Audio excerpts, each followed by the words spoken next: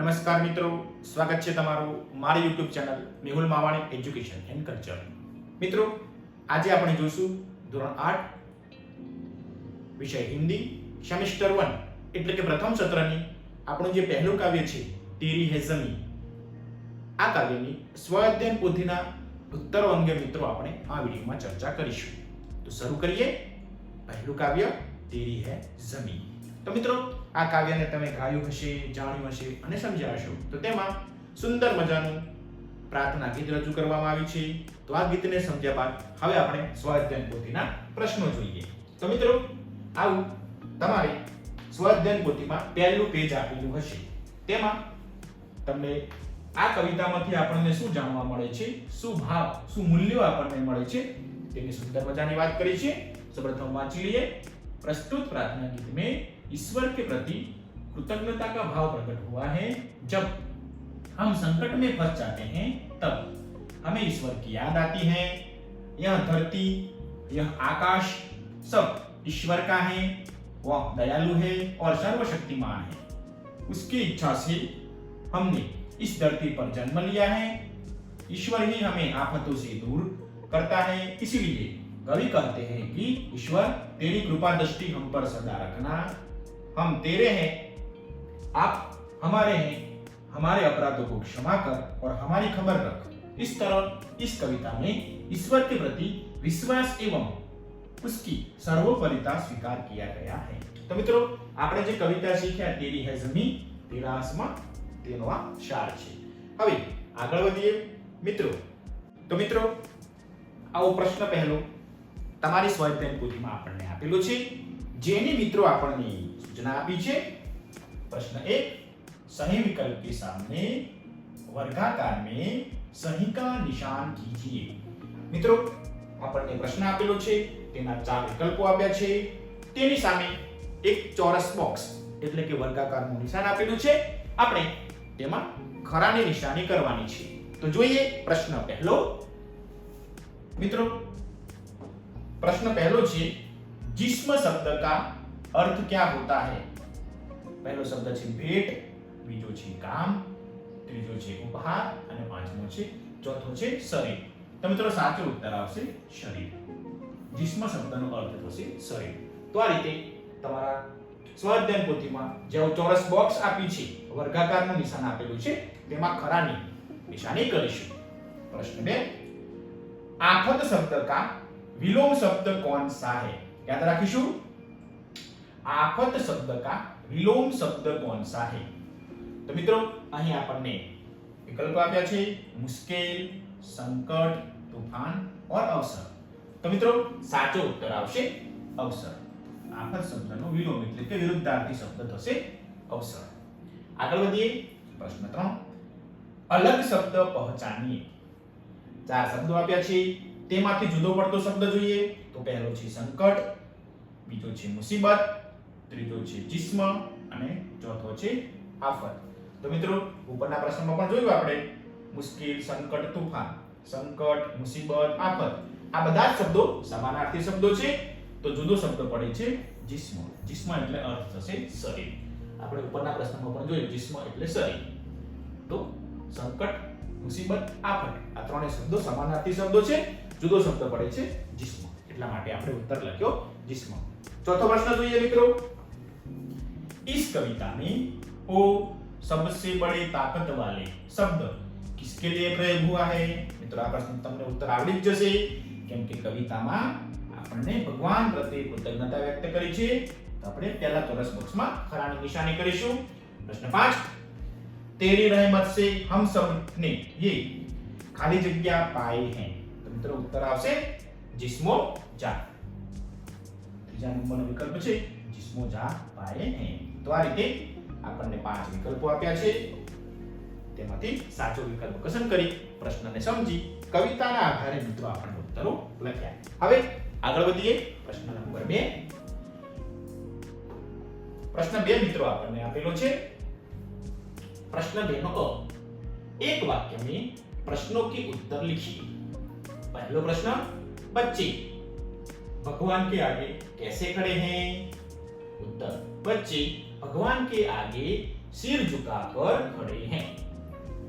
मित्रों તમામ પ્રશ્નો કવિતાના આધારે છે। પ્રશ્ન 2 જોઈએ, हमें यह शरीर किसकी कृपा से मिला है? तब हमें यह शरीर ईश्वर की कृपा से मिला है। प्रश्न 3 आप ईश्वर से प्रार्थना किस समय करते हैं? મિત્રો આ પ્રશ્નનો ઉત્તર તમે તમારી રીતે વિચારીને આપી શકો છો કે તમે ભગવાનને ઈશ્વરને પ્રાર્થના ક્યારે કરો છો। અહીં જે ઉત્તર છે તે નમૂનારૂપ છે, તો જોઈએ ઉત્તર। मैं सुबह और शाम के समय ईश्वर की प्रार्थना करता हूं क्योंकि यह समय प्रार्थना के लिए अनुकूल होता है। प्रश्न 4 आप भगवान से कब प्रार्थना करते हैं? તમે ભગવાનને ક્યારે પ્રાર્થના કરો છો? તો મિત્રો આ પ્રશ્નનો ઉત્તર પણ તમે વિચારીને તમારી રીતે લખવાનો છે। અહીં જે ઉત્તર છે તે નમૂનારૂપ છે, જોઈએ ઉત્તર। मुझे कोई समस्या हो या दुखी होता हूं तब भगवान से प्रार्थना करता हूं। तो મિત્રો હું જ્યારે દુખી હોઉં કે મને કોઈ સમસ્યા હોય ત્યારે ભગવાનને યાદ કરું છું। એમ તમે ભગવાનને ક્યારે યાદ કરો છો, ક્યારે પ્રાર્થના કરો છો, એ તમારે વિચારીને લખવાનું છે। આગળ જોઈએ प्रश्न 5 तेरी है जमी काव्य में ईश्वर के प्रति कौन सा भाव व्यक्त हुआ है? तो उत्तर तेरी है जमी काव्य में ईश्वर के प्रति कृतज्ञता का भाव प्रकट हुआ है। तो मित्रों आ रीते पांचेय प्रश्नों આપણે આ રીતે લખીશું। આગળ વધીએ મિત્રો। ત્યારબાદ છે પ્રશ્ન 2બ, જેની આપણને સૂચના આપી છે। प्रश्न 2ब 2-3 वाक्यों में प्रश्नों के उत्तर लिखिए। पहला प्रश्न, आपके मतानुसार सृष्टि में सर्वोपरि कौन है? क्यों? तो જોઈએ उत्तर। मेरे मतानुसार ईश्वर सृष्टि में सर्वोपरि है क्योंकि वह सर्वशक्तिमान है। वह जिसे बचाना चाहे उसे कोई मार नहीं सकता और जिसे मारना चाहे उसे कोई बचा नहीं सकता। तो आ रीते उत्तर લખીશું। प्रश्न 2 જોઈએ, सभी का हेतु सभी तेरे का अर्थ समझाइए। उत्तर, ईश्वर ने सृष्टि की रचना की है, वह दयालु हैं, उनकी इच्छा से ही हमारा जन्म हुआ है, उनकी कृपा से ही हमें शरीर और प्राण मिले हैं, इसलिए ईश्वर सबके हैं और हम सब ईश्वर के हैं। आओ अर्थ मित्रों થાય। આ રીતે ઉત્તરો લખી શકીશું બંને પ્રશ્નોના। આગળ વધીએ હવે મિત્રો। ત્યારબાદ છે પ્રશ્ન નંબર 3, જેની આપણને સૂચના આપી છે। भिन्न भिन्न धर्म के लोग प्रार्थना करने के लिए कहां-कहां जाते हैं? જોઈએ उत्तर। भिन्न भिन्न धर्म के लोग अपने अपने पूजा स्थानों में प्रार्थना करने के लिए जाते हैं। हिंदू मंदिर में, मुसलमान मस्जिद में, ईसाई चर्च में, सिख गुरुद्वारा में, पारसी अगियारी में, जैन देरासर में, बौद्ध पगोड़ा में प्रार्थना करने के लिए जाते हैं। तो मित्रों अलग अलग धर्मना लोको अलग अलग जग्याए प्रार्थना करवा जाय छे। तो आ रीते उत्तर लखीशुं। આગળ જોઈએ प्रश्न 4 तू अपनी नजर हम पर रखना ऐसा कवि क्यों कहते हैं? જોઈએ उत्तर। ईश्वर की इच्छा से ही दुनिया में हमारा जन्म हुआ है, उसी की कृपा से हमें यह शरीर और प्राण मिले हैं, हमारा जीवन उसके भरोसे है क्योंकि वह हमारा रखवाला है, इसलिए कवि ईश्वर से हम पर अपनी नजर यानी कृपा दृष्टि रखने के लिए कहते हैं। तो मित्रों आ रीते આપણે ચારેય પ્રશ્નોના ઉત્તરો લખીશું। તમે બોર્ડ ઉપર જોઈ શકો છો।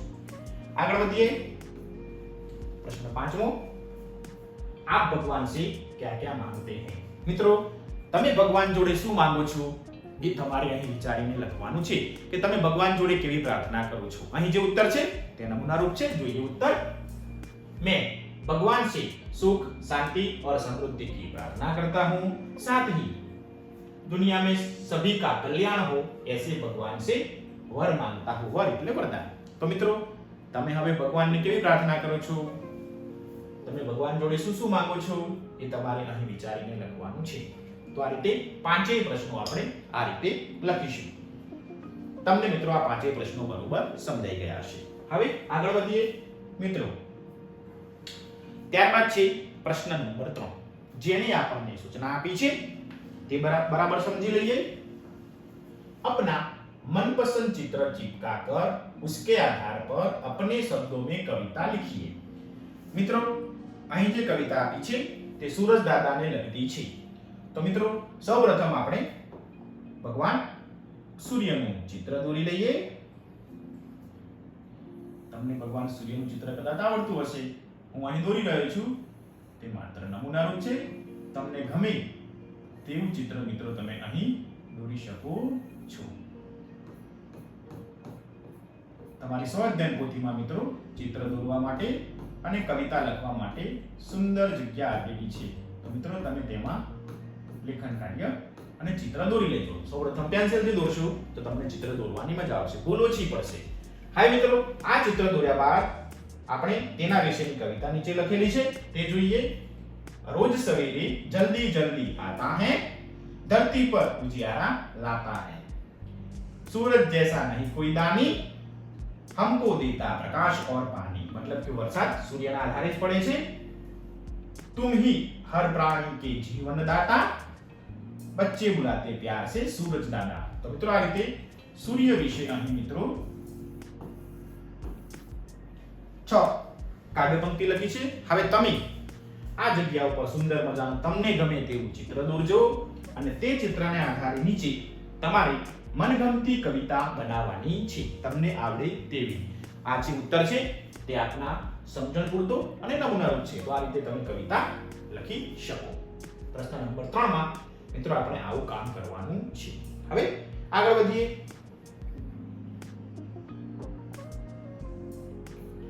પ્રશ્ન 4 મિત્રો प्रश्न 4 પણ એવો છે। अपूर्ण काव्य को अपने मतानुसार पूर्ण कीजिए।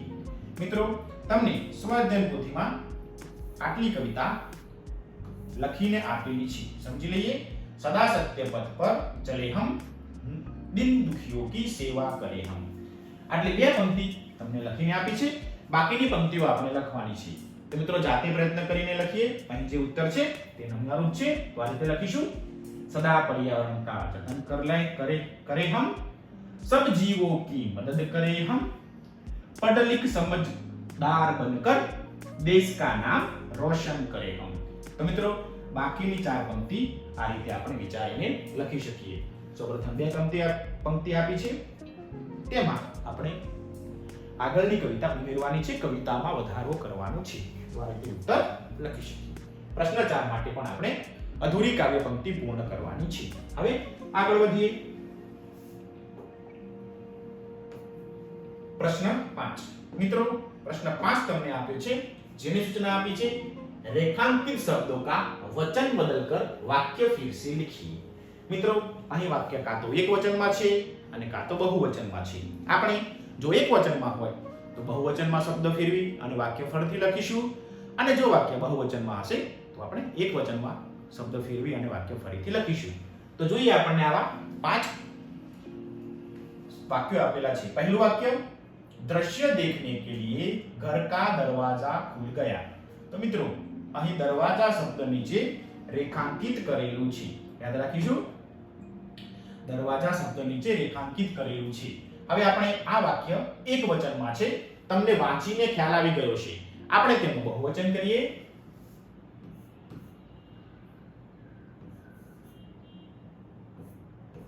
दृश्य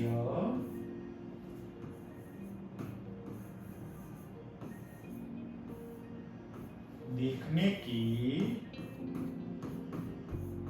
लिए આપણે મિત્રો વાક્યને બહુવચનમાં ફેરવી રહ્યા છીએ। घर के दरवाजे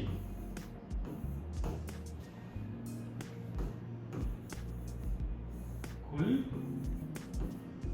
गई।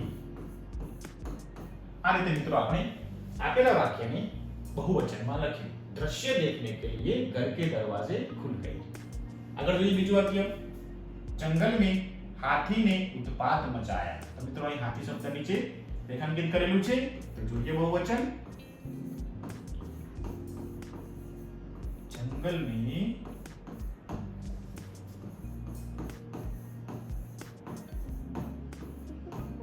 हाथियों ने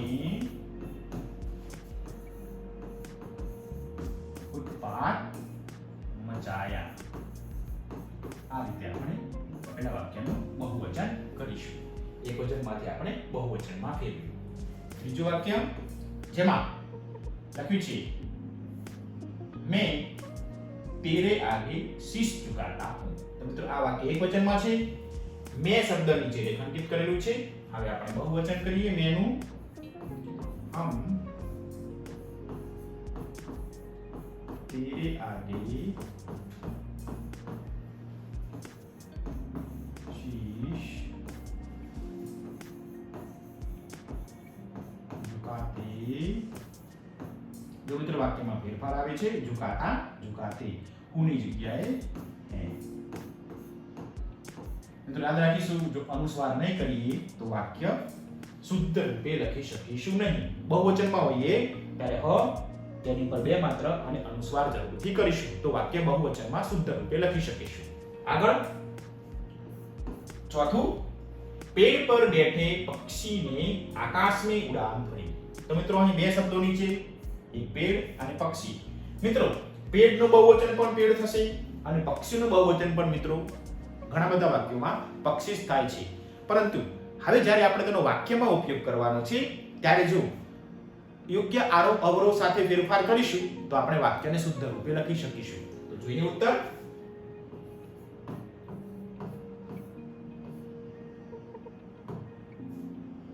પેડો પર બેઠી પક્ષીઓને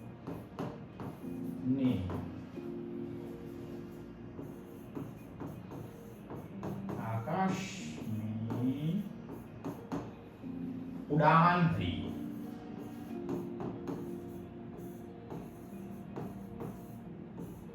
મિત્રો આ રીતે આપણે ચોથા વાક્યનું બહુવચન કરીશું. પાંચમું यह मेरी किताब है. તો મિત્રો અહીં કિતાબ શબ્દ નીચે રેખાંકિત કરેલું છે અને જોડે જોડે यह સર્વનામ આગળ પણ મિત્રો રેખાંકિત કરેલું છે. હવે આ બંને શબ્દોને આપણે બહુવચનમાં ફેરવીએ અને વાક્યને એકવચનમાંથી બહુવચનમાં ફેરવીએ. તો ઉત્તર આ પ્રમાણે લખીશું. યહાનું ये मेरी किताबનું બહુવચન થશે કિતાબે હે.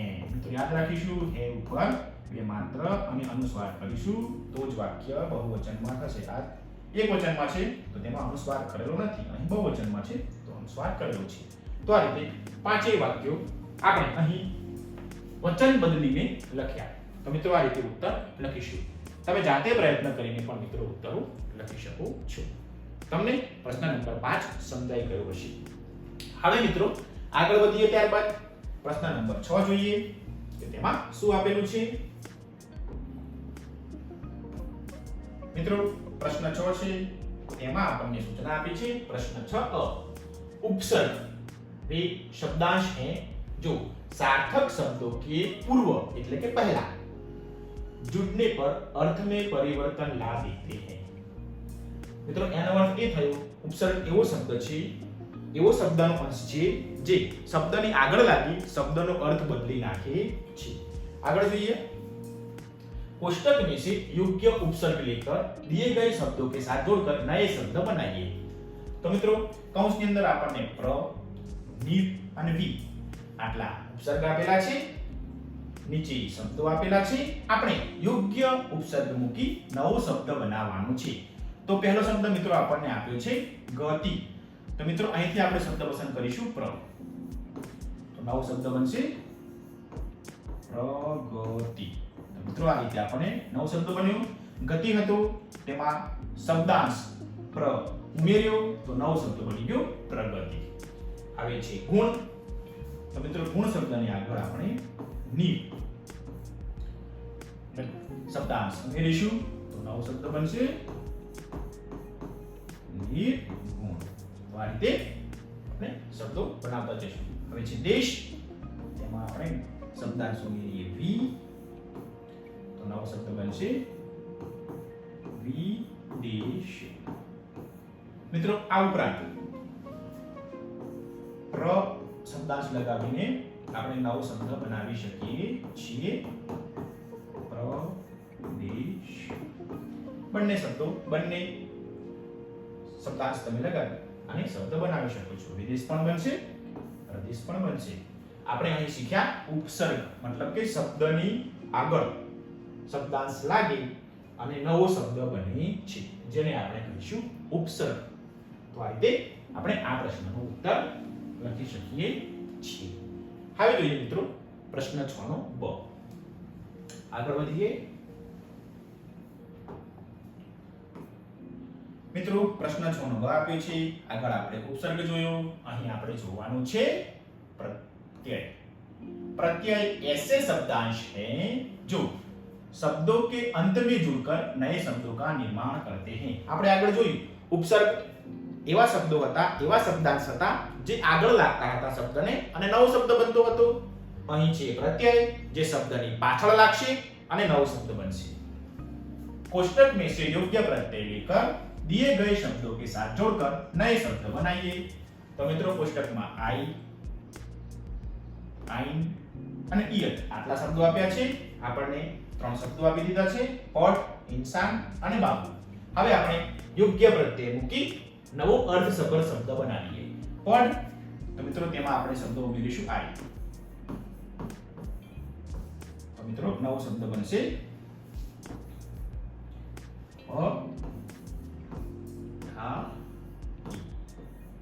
મિત્રો આ રીતે આપણે શબ્દ બનાવીશું. પડ શબ્દમાં આઈ શબ્દાંશ ઉમેર્યો અને નવો શબ્દ બન્યો પઢાય.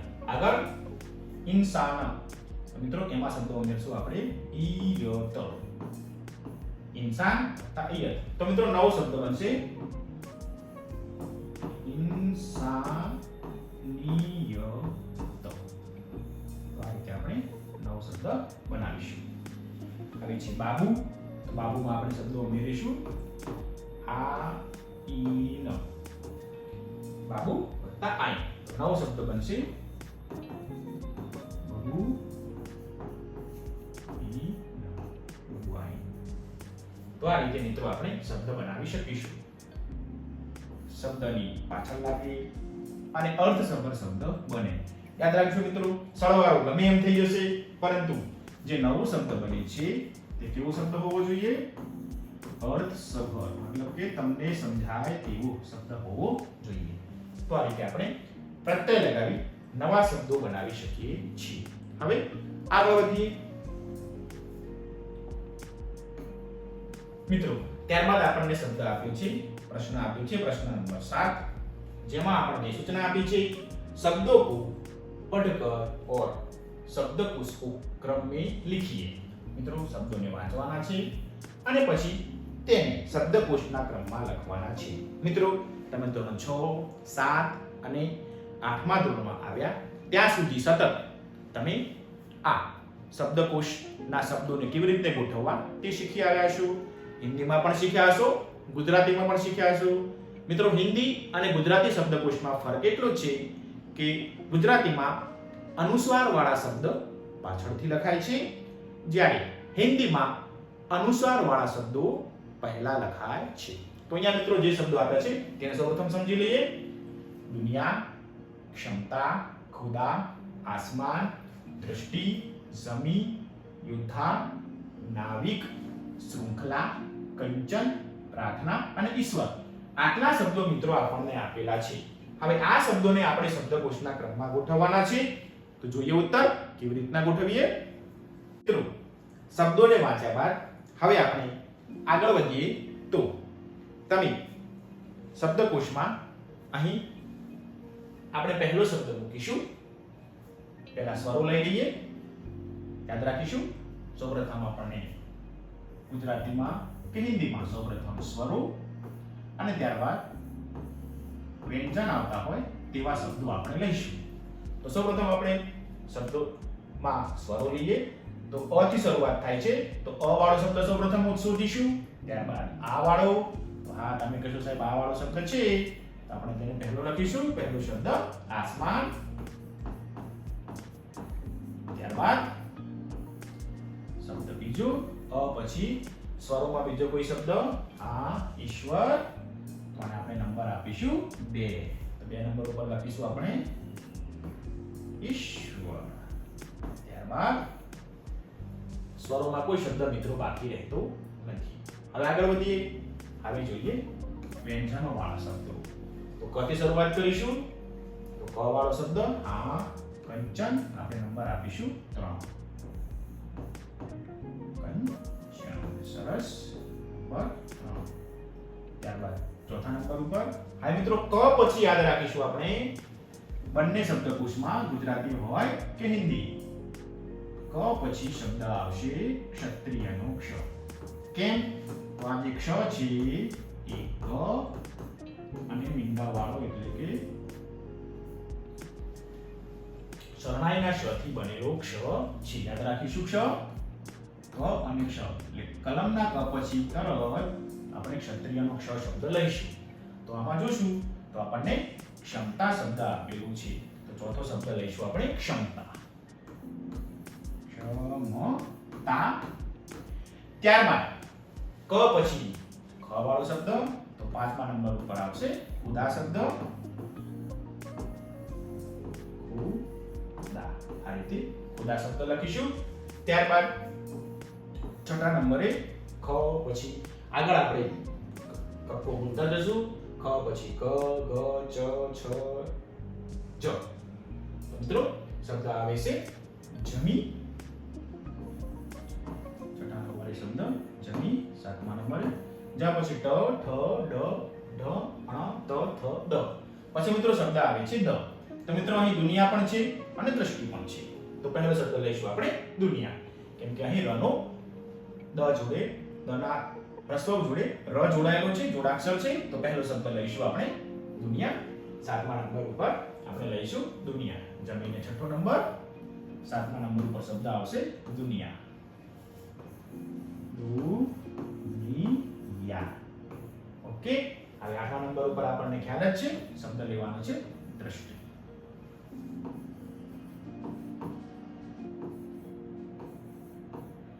ત્યારબાદ દ પછી ધ ન પછી આવશે આગળનો શબ્દ નાવિક. 9મા નંબરનો શબ્દ આવશે નાવિક. નાવિક. મિત્રો અહીં આપણે 9 શબ્દ પૂરા કર્યા. હવે 3 શબ્દો બાકી. કયા કયા? તો યોદ્ધા, શૃંખલા અને પ્રાર્થના. તો મિત્રો ન પહોંચી ગયા છીએ. ન પછી મિત્રો શબ્દ આવશે પ. પ વાળો શબ્દ લઈશું આપણે. તો 10મા નંબરનો શબ્દ આવશે પ્રાર્થના.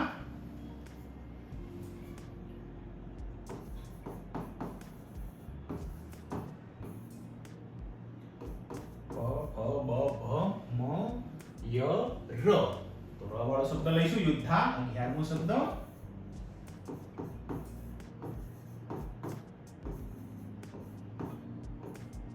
યોદ્ધા. ચલો પછી 12મો શબ્દ વધ્યો હવે શૃંખલા.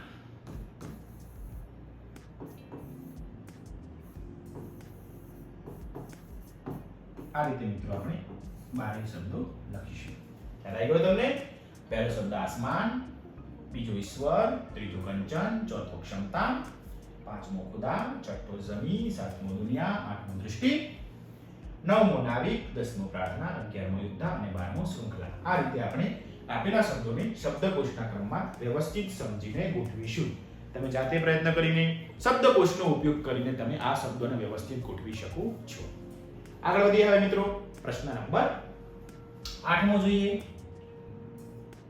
મિત્રો प्रश्न 8 આપી છે જેની આપણને सूचना આપી છે तेरी है जमी काव्य में से जो मूल्य निहित हैं उन मूल्यों के संदर्भ में वर्गाकार में सही का निशान कीजिए। तो मित्रों આપણને જે કવિતામાંથી જે મૂલ્યો મળે છે, જે શીખવા મળે છે, જાણવા મળે છે, તે મૂલ્યો આગળ આપણે ખરાની નિશાની કરવાની છે। તો મિત્રો આપણે જ્યારે શરૂઆત કરી સૌપ્રથમ આપણે કવિતાના મૂલ્યો જોયા, જે મૂલ્યવાળો પહેલો જ ફકરો વાંચ્યો હતો, તો તેમાં બે સરસ મજાના મુદ્દા આવતા હતા, તે જ આપણે અહીં ટીક કરવાના છે। એક હતું પ્રભુ કે પ્રતિ કૃતજ્ઞતા અને બીજું હતું પરમેશ્વર કે પ્રતિ દ્રઢ વિશ્વાસ। આ બે મૂલ્યો આપણને આ કાવ્યમાંથી શીખવા મળે છે। તો બંને આગળ આપણે ખરાની નિશાની કરીશું। આ ઉપરાંત તમને હજી કોઈ નવા મૂલ્યો જાણવા મળતા હોય કે શીખવા મળતા હોય તો મિત્રો તમે તે અહીં નોંધી શકો છો। તો મિત્રો આ રીતે આપણી જે પહેલી કવિતા છે તેરી હે ઝમી તેની સ્વ અધ્યયન પોથીના પ્રશ્ન નંબર 1 થી 8 અહીં મિત્રો તમને વિગતે વ્યવસ્થિત સમજાવેલા છે. આશા રાખું છું કે તમને તમામ પ્રશ્નો વ્યવસ્થિત સમજાઈ ગયા હશે અને મિત્રો તમને આ વિડિયો ગમ્યો હશે.